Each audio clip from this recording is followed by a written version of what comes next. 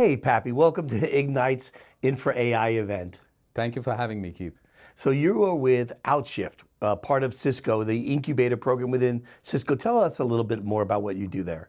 That's correct, Keith. So I lead product management and product design, as well as business development for Outshift by Cisco, which is Cisco's internal incubator group.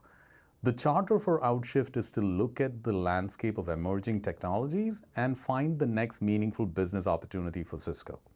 So as you can imagine, that's a pretty big charter. Yes. The landscape of emerging tech, as you can imagine, is a very big one. So we try to find things that are adjacent to the core Cisco business. In other words, Cisco has a right to play in that space. There is a strategic lever we bring to bear on that space. But it's far enough away from the traditional business units at Cisco that they aren't already pursuing it. So obviously, as an incubator group, we don't have a monopoly on innovation within Cisco. It's a very innovative company. Yeah. But we do have the charter to look at things that are outside the traditional tent of the business. And within that, for the foreseeable future, we are looking at two big things. One is agentic AI, of course, everything that we are talking about here at this conference, super exciting stuff. But then also we look at quantum, so quantum networking and cryptography. Wow. Very exciting stuff. Yeah, and big industries, big markets. Big markets indeed, big transformational markets. So when you start to evaluate companies, is this from a technology adjacent standpoint or financial or both? Both. So Okay. the idea here is we are very deliberate about the fact that we are not a technology incubator, we are a business incubator. Okay. What that means is we definitely have a very strong engineering team and we collaborate very closely with Cisco Research. So the goal definitely is to look at the technology aspect of it, but that's not the only part of it we look at. We look at the emerging market segments. We look at perhaps new personas that are emerging that we need to serve.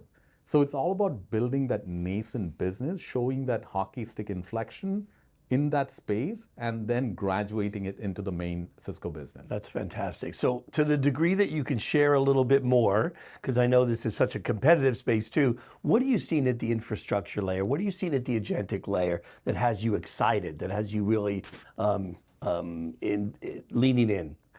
Yeah, as you know, this is really what I want to talk about. So what we are seeing here, we've been preaching the gospel of the Internet of Agents for a couple of years now.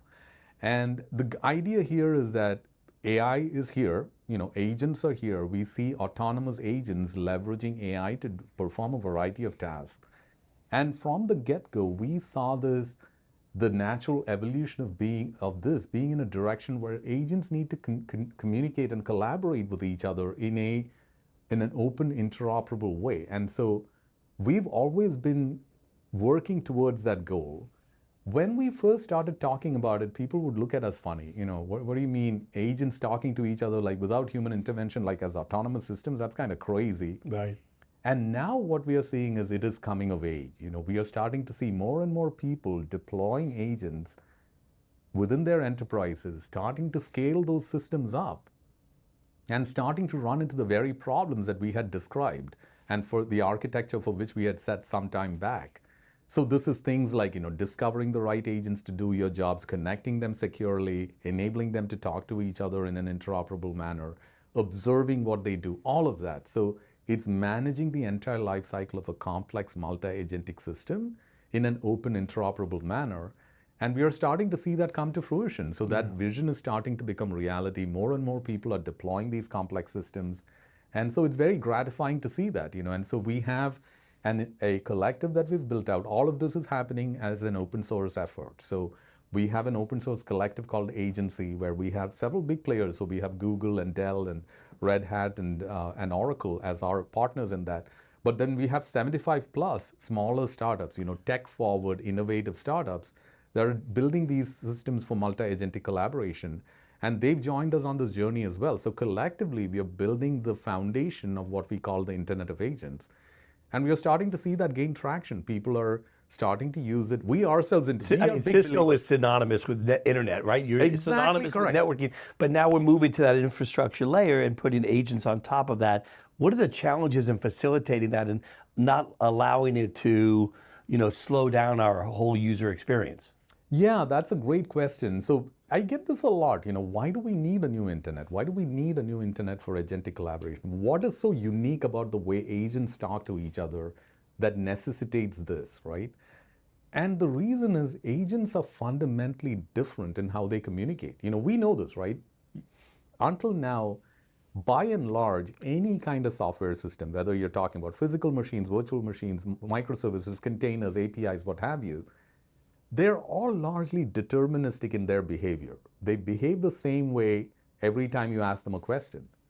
Agents, not so much, right? Like we all know this. You ask ChatGPT the same thing twice in a row, you get two slightly different, but materially different answers.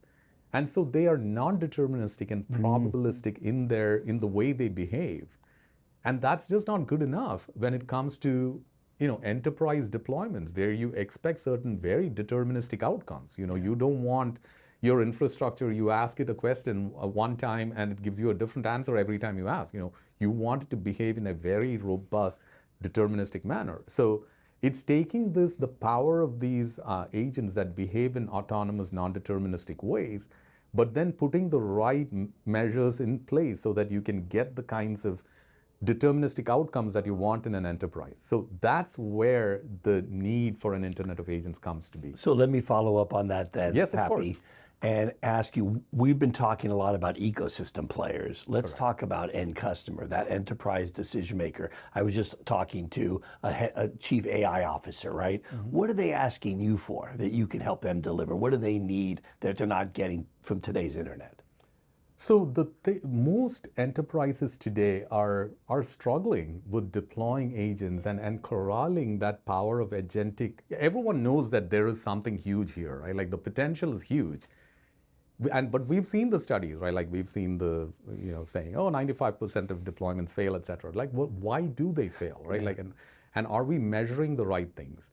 So as a CIO and as decision makers, they are struggling with how do I take this technology that has such obvious promise and potential and deploy it in a way that doesn't compromise my business, right? Like they also have to deal with customer data and governance and compliance regimes and security issues and all of that, right?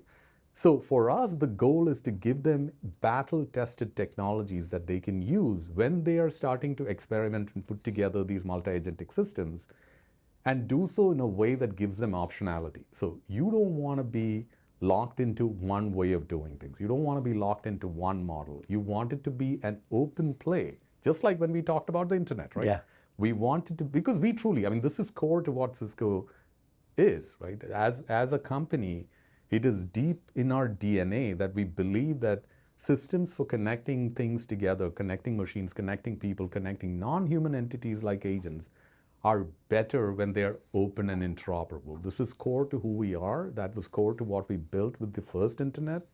And now it's core to what we are building for agentic internet as well. So we want it to be an open, collaborative effort across the industry so decision makers and CIOs can be comfortable in the idea that I'm not going to paint myself into a corner. These are battle-tested, open, interoperable technologies that regardless of which model I use, or what kind of deployment mode I have, or what services I need, I can rely on these to build my multi-agentic systems. Yeah. Papi, it's great to hear you mention Cisco, and good to hear you be maintaining your spot as a pillar in the tech ecosystem. I felt like Cisco was moving away a little bit in terms of the core players, but it sounds like you're very much bent on remaining inside the core. See yourself still as a very fundamental pillar in this AI economy. Of course. Cisco has been at the forefront of connecting people, things, services together. This is who we are. This is what we do. We connect people together in a secure scale. So you're saying I need to read more? No, this is a company whose logo is a bridge. Yeah. Okay? It was built on the idea that you connect people together. We bridge gaps. Okay, so let me ask you real quick. Outshift goal for 2026. Outshift goal for 2026 is to enable real-world deployment of large, complex, multi-agentic systems. We are working with the community to do that. We have an open source effort that is geared towards that. We are starting to see early traction on that. We want you all, everybody who's listening, to go check out the agency, agntcy.org website and the GitHub repository. Help us build the future together. So that's what we want. That's fantastic. What a great spot to end. Thank you so much, Papi, for sharing, and good to see you. Good to see you too.